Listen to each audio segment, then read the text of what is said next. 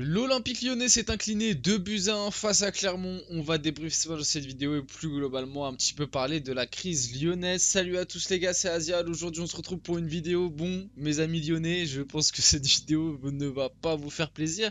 On va débriefer le match entre Lyon et Clermont. On va revoir les images des buts comme d'habitude. On va parler un petit peu plus globalement de la prestation lyonnaise, de la situation lyonnaise. Aussi saluer, bon voilà, Clermont qui prend sa première victoire si je me trompe pas, qui prend ses points. Moi Clermont, je pense que c'est une équipe un petit peu, bon peut-être pas les Lyonnais ce soir, mais globalement c'est une équipe que tout le monde aime bien. C'est une équipe qu'on a envie, parce qu'il y a des belles histoires, voilà, un petit peu des équipes du terroir qu'on a envie de se voir maintenir, avec des budgets un petit peu plus faibles, etc. Donc voilà, qui ont su prendre à partie cet Olympique Lyonnais qui, le début de saison est catastrophique, mais on va en reparler. Bref, il y a pas mal de choses à voir dans cette vidéo. Comme d'habitude, avant qu'on rentre dans le vif du sujet de la vidéo, pardon, avant que la vidéo commence, voilà, n'hésitez pas à mettre votre petit like, et voilà, liker, ça fait toujours plaisir, et ça aide énormément pour le développement de la chaîne, à vous abonner, à commenter, voilà, partager, n'hésitez pas, la petite cloche, tout ça, vous connaissez, et puis on va pouvoir entrer directement dans le vif du sujet. Bon alors, commençons tranquillement. Déjà, pour commencer, je trouve ça important de parler de cette situation-là parce que c'est la situation qui amène le premier but. Et on va pouvoir faire un petit encadrage arbitre. Faut se l'avouer, voilà, je l'avoue, je vous le dis. Sur le premier but, les supporters lyonnais, vous pouvez vous sentir délaissés, vous pouvez vous sentir énervé parce que je ne comprends pas comment cette main de Nicholson, parce que en gros clairement il fait un contrôle poitrine et il cède de ses deux bras, de toute façon on le voit bien à l'image, il cède de ses deux bras pour garder la balle près de lui. Je ne comprends pas comment la VAR n'a pas pu siffler, je ne comprends pas comment le but n'a pas pu être annulé. Donc l'encadrage arbitre a été fait, voilà, pour moi ce premier but ne doit pas exister, pour moi le but doit être annulé parce qu'il y a main de Nicholson à ce moment-là de l'action. Maintenant, parlons quand même un peu de l'action, parce que le but arrive à la 10e minute de jeu. Globalement, l'entame lyonnaise et la première mi-temps lyonnaise est pas bonne. Elle est pas bonne, mais elle est pas bonne comme une équipe qui joue le maintien, parce qu'on ne l'a pas dit. Lyon, avec cette défaite, est quand même dernier de Ligue 1. Lyon joue le maintien. Je ne dis pas encore, parce que la Ligue 1 n'avance pas en fait. Et je suis pas au cœur du club, je suis pas un supporter lyonnais, donc j'ai pas peut-être ce prisme de supporter de directement voir le pire, voir le négatif, etc. Moi, si j'essaye d'être rationnel et un petit peu analysé en dehors, la situation lyonnaise, je le dis, elle est catastrophique. À l'heure actuelle, dans le club, j'ai l'impression qu'il n'y a rien qui va, que ce soit financièrement, j'essaye de suivre un peu, ça a l'air d'être compliqué. On sait même pas, même avec toutes les ventes qu'il y a eu cet été et tout, on attend encore le nouveau passage des... Enfin, on attend. L'OL attend encore le nouveau passage des NCG. Je crois qu'à l'heure actuelle, on ne sait même pas si avec toutes ces ventes-là, l'OL pourra réinvestir cet hiver. Parce que de base, ça comptait sur un gros mercato d'hiver. À l'heure actuelle, c'est en suspens. Même si normalement ça devrait passer, mais pour l'instant tu sais pas. Voilà, financièrement c'est compliqué. Je crois que John Textor il a des histoires à régler, tout ça. Bref, le club, il n'y a rien qui va. Les joueurs entre eux, il y a plein de clans, ça s'aime pas. Il y en a qui. Enfin bref, il y a des embrouilles entre joueurs, si j'ai bien compris. Enfin, des embrouilles, vous m'avez compris quoi, ça s'aime pas trop, etc. C'est très très compliqué. C'est très très compliqué. La situation lyonnaise est très grave et franchement, je sais pas comment ils vont réussir à remonter la pente, mais malgré tout, voilà, si tu dois être un petit peu froid, analyser un petit peu à froid et pas être tout de suite dans la Ligue 1 n'avance pas, ne pas être dans le pessimiste à outrance, la Ligue 1 n'avance pas. Lyon, faut pas l'oublier. Bon, là, c'est très grave parce que pour moi, tu perds face à Clermont et tu perds face à Lorient. C'est quand même deux équipes que de base, tu dois battre. Ces deux équipes, c'est deux matchs où normalement tu dois prendre 6 points. Parce que moi, je veux bien que Lyon est nul, qu'il y a plein de soucis, etc.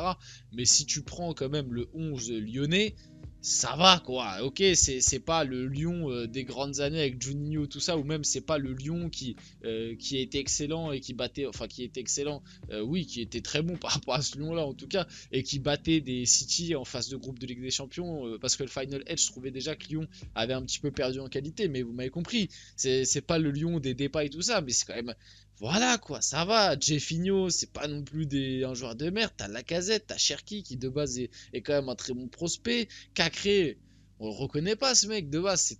Cacré, c'était un très bon joueur. Là, on le reconnaît pas. Bon, à coup au coup, bon, on connaît pas, faut se dire la vérité. Et puis c'est pas avec ses performances pour l'instant que voilà, Maitland c'est quand même Arsenal, Lovren, Mata, Clinton Mata, Lopez. Bon voilà, il y a des joueurs de qualité quand même. C'est pas normal d'être aussi perdu et aussi catastrophique. Bref, ça fait longtemps que je suis sur ces deux diapos là. Quand même parler du premier but et au-delà de l'arbitrage, du coup pour moi, je vous le dis, je vous le répète, l'avoir dû intervenir et annuler ce but. Mais c'est pas normal que Nicholson, qui te fait un contrôle, qui a cet endroit là du terrain avec que des joueurs lyonnais autour de lui, arrive à se retrouver dans cette situation là avec un mec, avec un Clermontois tout seul deuxième poteau qui va mettre la tête.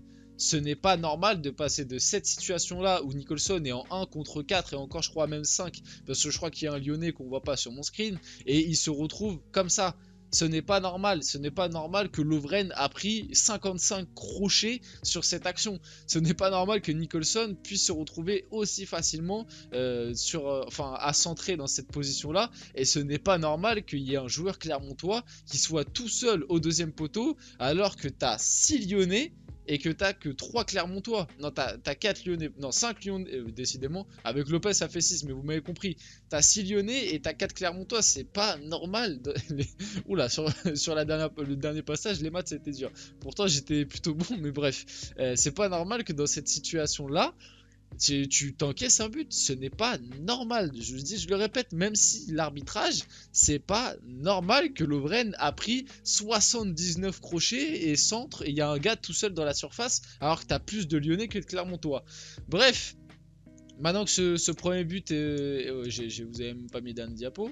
Maintenant que ce premier but est passé, parlons du deuxième. Parlons du deuxième. Et là, c'est tout aussi pire. Hein. L'action, c'est tout aussi pire. C'est-à-dire que bon, voilà, hop, ça combine dans la moitié de terrain lyonnaise. Et puis bon, bah voilà, je crois que ce screen résume bien un petit peu la situation. Alors ok, le joueur clermontois est un peu loin et on peut se dire il va pas tenter la frappe, mais les gars, faut se dire un truc, c'est que ça reste des joueurs professionnels, ça reste leur métier, ça reste des mecs qui sont à l'entraînement tous les jours, frappent tous les jours, touchent le ballon tous les jours, et des mecs qui, en termes de qualité technique et de niveau de base, sont à des années-lumière des joueurs banals, quoi. Même si c'est des joueurs de Ligue 1, même si c'est Clermont, entre guillemets, vous m'avez compris, quoi. Dans cette position-là, un joueur de foot professionnel, ben, il se régale, en fait. Il se régale, il a le temps de bien tirer, de bien la placer, et puis en plus, quand on parle du placement d'Anthony Lopez, alors le pire c'est que j'ai même pas envie d'incriminer Anthony Lopez parce que il y a des moments il te sort encore 2-3 arrêts, mais voilà quoi, je suis pas gardien professionnel, mais je pense que ce placement-là, à cet endroit-là du terrain, à ce moment-là, quand tu sais que le joueur va déclencher une frappe, je pense pas que ce placement soit le bon. Du coup, ça fait frappe du joueur clermontois, Anthony Lopez se fait lober, et ça fait 2-0. Et puis à partir du moment où il y a eu 2-0, comme je l'ai dit, la première mi-temps lyonnaise est pas bonne. Et elle est pas bonne globalement. La deuxième mi-temps, ça a été un peu mieux si je dois être honnête. C'est encore loin du Lyon qu'on nous avait promis qui jouait l'Europe.